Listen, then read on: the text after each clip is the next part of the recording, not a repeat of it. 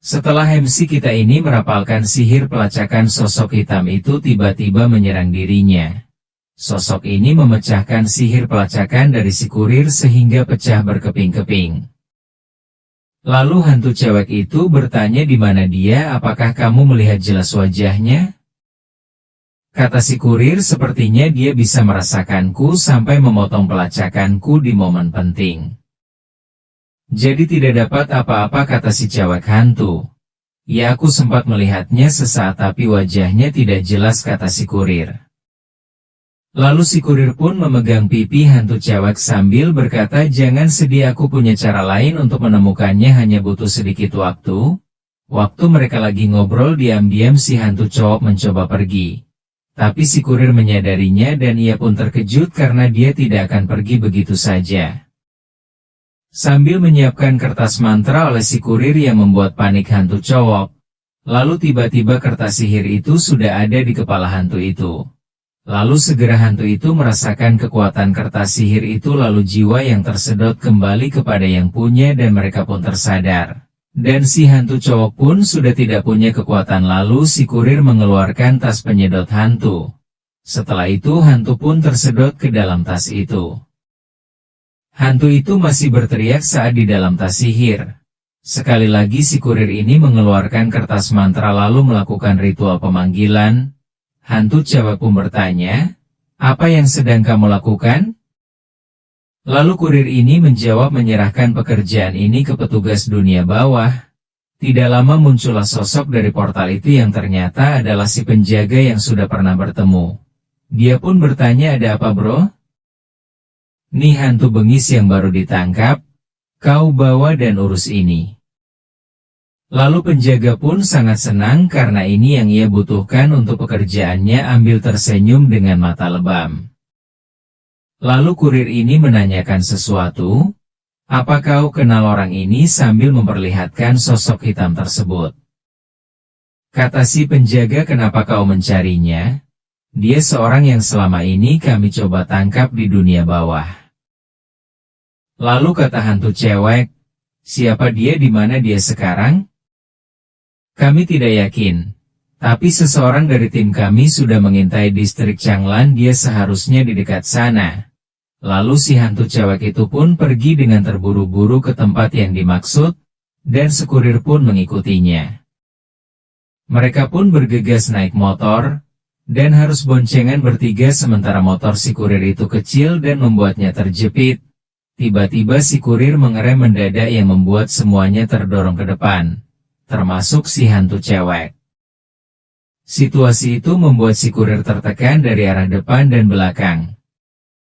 Dan si kurir pun udah turun duluan dan mereka memprotes mereka mau jatuh dan sakit pas tabrakan. Lalu si kurir bilang, maaf aku memang suka ngebut dan hampir kehilangan kendali. Mereka pun berjalan di sekitaran distrik Changlan. Lalu kedua cewek itu melihat sesuatu yang berkilauan dan si kurir bertanya, kalian lihat apa? Ternyata mereka melihat toko baju yang mana tujuan mereka bukan untuk belanja. Akhirnya aku telepon mengikuti mereka. Lalu si kurir pun terkejut melihat kedua cewek itu sudah memakai baju yang sangat seksi dan bertanya pendapatnya. Kata si kurir, tidak buruk, itu bagus-bagus sekali. Sambil terus memandangi mereka dengan pakaian seksi sekali. Saat lagi mandangin mereka, sang kasir pun memberikan mesin pembayaran, yang mengira kalau mereka adalah istrinya si kurir ini. Securir pun bilang kalau mereka bukan istrinya. Tiba-tiba si kurir dikejutkan sesuatu, ada retakan batu dan tiba-tiba batu itu meledak. Ledakan itu sangat besar sehingga si kurir melindungi kedua cewek itu. Lalu si kurir menanyakan keadaan si hantu cewek, apakah ada yang terluka? Dan manusia untuk cewek itu menjawab, aku tidak apa-apa, khawatir. Tapi di sisi lain temannya yang satu sudah tergeletak dan pingsan. Si kurir pun mengecek dan membangunkannya tapi dia tidak bangun. Karena tidak kunjung bangun, sekurir berencana melakukan CPR tapi itu tidak jadi karena ada ledakan berikutnya dan lebih besar. Si kurir segera pun mengecek keadaan di luar, melihat sudah banyak orang yang mati. Lalu mereka pun terkejut melihat satu sosok yang diselimuti oleh api dan dikepung oleh para penjaga. Si hantu ini pun sambil berkata, kalian semua selalu menghalangi jalanku, kembalilah dan bilang ke bosmu jika dia berani mengincar aku, kan kubunuh dia dengan tanganku sendiri. Dan para penjaga pun gera, mereka langsung menyerang si hantu api ini dengan menggunakan senjata rantai ular. Tapi si hantu api ini hanya butuh satu tebasan dari pedangnya yang menembus senjata mereka dan mengenai para penjaga. Dia pun dengan cepat menghampiri mereka dan mencekik salah satunya dan dibanting ke tanah dengan sangat kuat. Sehingga itu tidak sadarkan diri, lalu si hantu api ini berniat untuk melenyapkannya. Tapi tiba-tiba jadi tinju dengan sangat kuat dan terpental jauh, dan ternyata itu adalah tinju dari kurir kita ini. Sambil berkata, akhirnya ketemu juga kau. Lalu kata si hantu api, siapa yang diam-diam menyerangku? Lalu si kurir pun bilang, itu aku, sambil tersenyum. Si hantu api ini meremahkannya dan menyerang langsung ke si kurir. Lalu si kurir pun menyiapkan sihir berupa koin emas kaisar. Di hantu api pun terkejut dan serangan itu mengenainya. Lalu para penjaga bertanya-tanya siapa dia bukan orang biasa, sangat kuat. Lalu untuk cewek itu pun berteriak, dialah yang telah membunuhku, ayo bunuh dia untuk keadilan, kata si hantu cewek. Tiba-tiba hantu api ini terkejut sambil berkata, kok dia masih hidup padahal aku sudah menyuli energi. Kehidupannya, jiwanya seharusnya sudah hilang. Tidak heran rencananya tidak pernah bekerja, masalahnya ada di sini. Itu dengan tatapan bengis dia berkata, sebuah keberuntungan munculnya dirimu hari ini, sambil menyerang menuju ke arah si hantu cewek. Tapi itu ditangkis oleh di kurir sambil bilang, belum menyentuhnya, kenapa nggak tanya aku dulu. Lalu hantu itu pun ditendang oleh si kurir dan menyemprotkan ceceran darah mengenai sehat itu cewek. Yang tiba-tiba hantu cewek itu merasakan bahwa dia merasa pusing. Lalu si kurir pun panik dan menyadari sesuatu, bahwa ada tanda dari soul binding. Yang terlihat ada segel di dada cewek itu.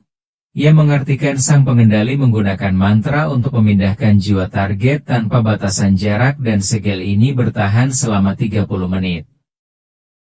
Saat si kurir akan menghilangkan segel tersebut, ternyata segelnya keburu aktif. Yang membuat jiwa si hantu cewek berada di alam bawah. Dan dia pun bingung saat terbangun sambil berkata, di mana ini? Tiba-tiba dari arah belakang ada yang berbicara. Tidak usah takut, ini adalah tempat untuk menuju alam keabadian, kata si hantu api. Dan dia juga berkata, setelah beribu tahun tidak melihatmu, kau jadi tambah cantik saja. Siapa sebenarnya dirimu, kata hantu cewek. Hantu api pun mengendusnya masih seperti yang dulu baunya. Tiba-tiba hantu cewek ini ingat sesuatu. Bukankah kau yang mengadakan pernikahan itu? Salah, aku bukanlah saudara si bodoh itu, kata hantu api. Saat kau menikah dia sudah terbunuh olehku, kalau nggak gimana aku bisa nyamar jadi dirinya dan menyusup. Sambil mencengkeram kepala hantu cewek. Energinya pun diserap dan si hantu api berkata, kalau terlalu tahu banyak, saatnya melanjutkan perjalananmu. Ritual pun dimulai, nampak aura merah kehitaman dan ada lilin di sekitar si cewek. Ritual ini merupakan ritual keabadian dan gerbang menuju kehidupan abadi, kata hantu api. Sambil terus diserap kekuatan si hantu cewek, tiba-tiba tangannya terputus oleh kekuatan berwarna keemasan, dan hantu api pun menghindar mundur. Ternyata itu adalah kekuatannya si kurir yang berusaha menyelamatkan di hantu cewek. Lalu hantu api pun kesal dan marah karena dia masih diserang oleh si kurir. Akhirnya dia pun mengeluarkan mantra untuk bertarung dengan si kurir sampai mati. Tiba-tiba tubuh si hantu cewek pun bangkit dan si kurir merasa keheranan. Dia pun mencekik si kulir lalu membantingnya ke tanah dengan kekuatan sangat besar. Masih memanggil nama si hantu cewek tersebut begitu sia-sia karena si cewek ini sudah dirasuki oleh si hantu api. Dan si kurir pun berusaha menyembuhkan si hantu cewek, dan berusaha menyerang si hantu api. Lalu hantu api berkata, jika terus begini aku akan kalah. Dan si hantu api berencana membereskannya secepatnya. Dia pun menyerang dengan senjata yang tidak terduga yaitu dadanya si cewek, dan mengenai kedua pipi si kurir dan menghantamnya ke tanah, dan hantu itu pun beranjak mundur. Lalu si kurir pun berkata, pakai jurus kayak gitu aku jelas nggak bisa nyerang bagian cewek itu. Lalu si kurir maju untuk membalas serangan tersebut, tapi lagi-lagi cewek yang sudah dirasuki oleh hantu api menggunakan trik kotornya kembali yang membuat terkejut si kurir dan tidak fokus. Dengan cepat si hantu api melancarkan pukulan dan mengenai si kurir. Hantu api tersenyum karena dia punya senjata yang bagus. Sementara itu si kurir merasa kesal. Tidak lama si kurir pun maju menyerang dan menggenggam tangan hantu tersebut. Dia pun mengeluarkan jimat spesialnya yang disebut Soul Summoning. Si kurir sambil berkata, sekarang aku harus membuat pengorbanan yang menyakitkan. Lalu dia pun mencium hantu tersebut dengan kertas jimatnya. Setelah mantra itu ditempelkan di bibir hantu cewek tersebut, si kurir pun melafalkan sihir dan berkata, sisa-sisa jiwa meninggalkan raga, pulanglah 9 jiwa dari Yellow Spring dan 9 neraka, panggillah sang jiwa sebagai pemandu. Lalu tiba-tiba kayak kemasan muncul di tubuh si hantu cewek. Cahaya keemasan itu terus berkembang dan membuat kaget si hantu api. Halo, tiba-tiba tubuh hantu cewek itu mengeluarkan panah emas yang menghujam ke tubuh si hantu api. Lalu si hantu api berkata, sihir yang kuat sekali. Lalu si hantu api pun tidak berdaya terkapar dan aura keemasan menyelimuti hantu cewek itu. Seketika lilin pun berwarna merah kehitaman kemudian memasuki tubuh si hantu api.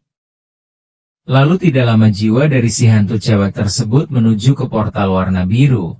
Si kurir masih melafalkan sihir pemanggil, lalu tubuh hantu cewek itu diselimuti aura keemasan dan membuat kaget para penjaga dari dunia bawah.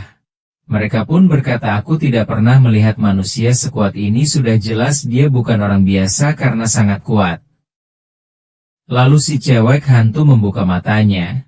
Si kulir pun berkata, semuanya sudah selesai, sambil si hantu cewek memegang kepala masih pusing. Lalu si kurir pun berkata, kemana jiwamu dibawa pergi barusan, apa dia melukaimu?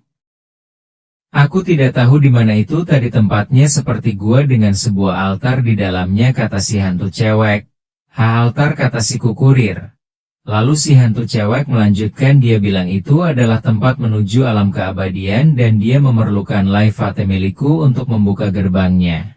Gawat, alam keabadian adalah tempat terlarang, jika dia membukanya akibatnya tidak akan terbayangkan, kata para penjaga. Apa itu alam keabadian? Kata si hantu cewek. Lalu si kurir pun menjelaskan, di dunia ini loh setan terbagi menjadi evil spirit, ghost soulier. Setiap kategori punya perbedaan antara yang baik dan jahat. Biasanya aura hantu dari yang jahat itu biru dan yang baik adalah kuning. Setiap tipe dari roh jahat yang bermasalah memiliki alam penjaranya masing-masing. Ghost King suka memakan jiwa. Jika alam keabadiannya terbuka maka akan membawa bencana untuk dunia manusia dan menjadi malapetaka. Lalu para penjaga itu pun berterima kasih kepada si kurir. Salah satu penjaga berkata, saudara, kemampuanmu sangatlah hebat, kenapa tidak bergabung dengan kami? Lalu si kurir pun menolak halus karena tidak menguntungkan. Tapi si penjaga berbisik sesuatu, saudara, aku bisa meminjamkanmu posisi bagus, jadi kau tetap bisa bersama dengan hantu cewek itu sebebasmu. Lalu kata si kurir, kau tahu situasinya selama ini? Iyalah, aku juga tahu kau menyuap temanku dengan wanita cantik. Dan hal itu membuat si kurir kaget terkejut. Dengan hal itu akhirnya si kurir pun sepakat akan bergabung dengan mereka. Dalam hati si kurir Kimwan, si hantu cewek untuk sekarang harus tetap bersamaku, kalau tanpa pengakuan resmi akan menjadi masalah dan solusi yang tepat adalah bergabung dengan mereka. Lalu si penjaga itu menurutnya agar segera bersiap untuk mengambil identitas agar bisa menjadi seperti dirinya. Tapi si kurir bilang dia harus mengurus kedua wanita itu terlebih dahulu karena masih ada temannya yang sedang pingsan. Jangan khawatir, aku akan mengatur seseorang untuk membawa dua cewek itu ke tempat tinggalmu. Lo kalian tahu tempat tinggalku, kata si kurir? Petugas dunia bawah, kami bisa mendapatkan informasi apapun termasuk alamat rumah, jika tidak bagaimana kami bisa menangkap jiwa-jiwa, kata si penjaga. Lalu si kurir pun menyuruh hantu cewek itu untuk bersama petugas dan akan menemuinya setelah selesai, dan ia pun setuju. Lalu dengan menjentikan jari kedua petugas itu mengajak si kurir. Dalam waktu singkat mereka pun sudah sampai di dunia bawah, dan si penjaga menyuruhnya untuk menunggu sementara dia akan melapor kepada hakim dan mendapatkan sebuah rencana identitas. Jadi ini dunia bawah. Ini pertama kalinya aku di sini, agak tidak terduga, kata si kurir. Tiba-tiba suara pintu berbunyi, lalu muncullah kedua wanita cantik yang ada di hadapan si kurir. Tiba-tiba mereka mendekat kepada si kurir dan membuatnya terkejut. Sambil berkata, "Tuanku, jangan terkejut, petugas itu bilang kalau Tuhan adalah tamu terhormat, jadi kita kemari untuk melayanimu." Terus kata si kurir, "Apa-apaan? Aku kan di dunia bawah, bukan tempat Elsie." Lalu salah satu cewek itu mengatakan, "Memangnya kamu tidak terlalu cantik untukmu?" Dan ia pun sambil mengeluarkan sebilah pisau, dan mereka berdua menyergap si kurir sambil menodongkan pisau tersebut. Oke, siapakah kedua wanita itu dan apa yang terjadi sama si kurir? Saksikan di chapter berikutnya.